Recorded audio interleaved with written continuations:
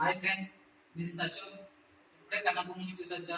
Cinema మాత్రం super ఉంది. ఒక్కొక్క సీన్ ఒక లెవెల్ ఉంది. ప్రభాస్ ఏంటుంటది, ప్రభాస్ ఫ్యాన్స్ కి పండగే. విష్ణు అంటే అయితే ఈ సినిమాతో కొట్టేసారు. విష్ణు అన్న ఉన్న నెగిటివ్ మొత్తం పోతుంది.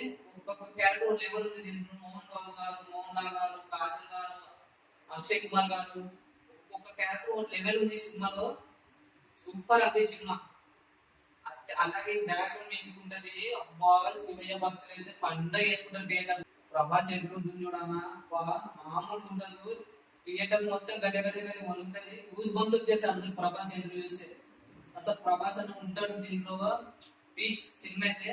విష్ణు అన్న, ఈ సినిమాతో నీ నెగిటివ్ మొత్తం పోతుంది. ఈ సినిమాతోనే నువ్వు ఇండస్ట్రీకి బెస్ట్ మూవ్ అయిపోతే కన్నమ్మకి.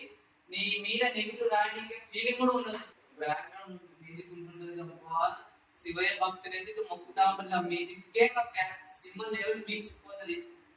డైరెక్టర్ సార్ అయితే మహాభారతం సిరీస్ తోనే ఆయన ఏదో చూపించిండు. ఈ కన్నపతి అయితే ఇండస్ట్రీ కొట్టేస్తుండు. Sir all the best. Final గా కూడా చెప్తున్నా, కన్నపతి ఏడో నడిచేది శివుని గుడిలో. ఓం నమః శివాయ.